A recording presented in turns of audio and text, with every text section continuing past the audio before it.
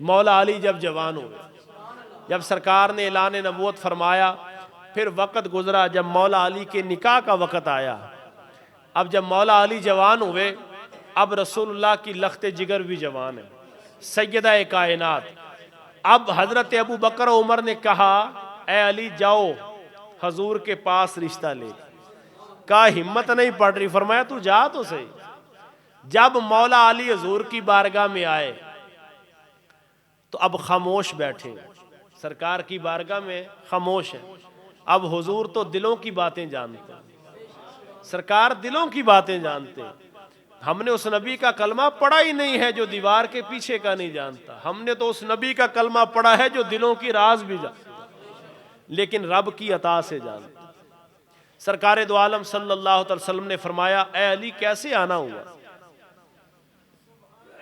خاموش ہے۔ فرمایا علی بات کرنا، خاموش ہے۔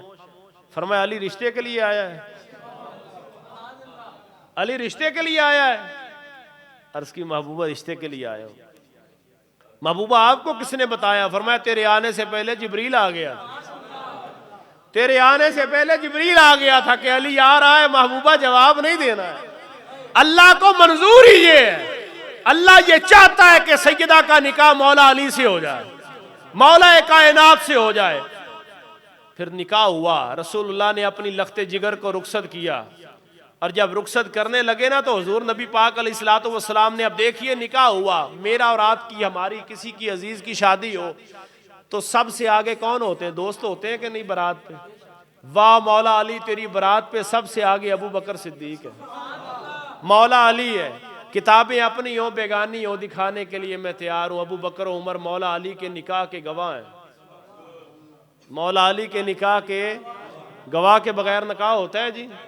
دونوں گواہ ہیں نکاح کے، ایک کا نام ابو بکر ہے، ایک کا نام مولا علی ہے، دونوں نکاح کے گواہ ہیں۔ حضور نے فرمایا علی میری بیٹی سے نکاح ہے، تیرے پاس کیا ہے؟ کچھ ہے؟ سونیا یہ زرہ میرے پاس۔ فرمایا تلوار تیری ضرورت ہے؟ زرہ کہتے ہیں وہ لوہے کی جیکٹ کہہ لیں آپ، لوہے کا لباس جیکٹ۔ فرمایا علی سے بازار میں بیچاؤ۔ مولا علی کہتے میں بیچنے گیا تو آگے خریدنے والا بھی غنی تھا، اللہ اکبر، خریدنے والا بھی، کیونکہ علی 4 میں بھی ہے، علی 5 میں بھی ہے، خریدنے والا آگے غنی تھا۔ کہا علی کیسے آنا ہوا؟ کہا میں تیرا ہم زلف بننے والا ہوں۔ آئے ہائے، جس گھر کا تو داماد ہے میں اس گھر کا داماد بننے والا ہوں، میرا نکاح سیدہ کائنات سے ہونے والا ہے۔ کیسے آنا ہوا؟ کہا زرہ بیچنے آیا ہوں۔ کہا علی بیچے گا؟ کہا ہاں بیچوں گا۔ کہا میں خریدتا ہوں، میرے لیے سعادت کی بات ہے، کیونکہ یہ علی کی ہے، یہ علی کی ہے۔ زرہ خرید لی۔ کہا علی تو جنگوں پہ جاتا ہے، میں تجھے تحفہ بھی دیتا ہوں۔ پہلے خرید لی پھر تحفہ بھی دے دیا۔ سرکار کی بارگاہ میں مولا علی آئے، ادھر نبی پاک نے ابو بکر صدیق کو بھیجا بازار میں۔ فرمایا ابو بکر لبیک یا رسول اللہ۔ فرمایا یہ پیسے لے جاؤ میری بیٹی کے لیے جہیز لے کے آؤ، جاؤ میری بیٹی کے لیے جہیز لے کے آؤ۔ ذرا عشق کے آنگن میں بیٹھ کے بات تو سنیں یار، ساری دل کی جو کنڈیاں ہیں نا وہ ختم ہو جائیں گی، جس کو مروڑ پیدا ہوتے وہ ختم ہو جائیں گے۔ ابو بکر و عمر جو ہے وہ نکاح کے گواہ بھی ہے، ابو بکر جا کے جناب والا جہیز بھی خرید رہا ہے، عثمان غنی زرہ خرید بھی رہے ہیں، تحفے میں دے بھی رہے ہیں۔ بتاؤ لڑائی کدھر ہے؟ صرف رسول اللہ کی امت کو گمراہ کرنا، صرف نوجوان نسل کے دماغوں کو خراب کرنا۔ لیکن یاد رکھیے ہم نے اس گلشن کو سجانے کی قسم کھائی ہے۔ تم جب رسول اللہ کی امت کے جوانوں کو تباہ کرنے کی کوشش کرو گے، انشاءاللہ ہم حضور کی محبت کی مرم پٹی لگاتے رہیں گے۔ حضرت عثمان غنی نے زرہ خرید کے تحفے میں دی۔ فرمایا شادی کا تحفہ، شادی کا تحفہ۔ ایک نہیں دیا، ایک اور بھی دیا ہے جو کوئی یار نہیں دیتا۔ حضرت عثمان غنی کا گھر بالکل رسول اللہ کے گھر کے ساتھ تھا۔ وہ حضور کی قربت چھوڑی جا سکتی ہے؟ وقت آیا تو ابو بکر نے چھوڑا، وقت آیا تو عثمان غنی نے چھوڑی، کس کے لیے؟ مولا علی کے لیے۔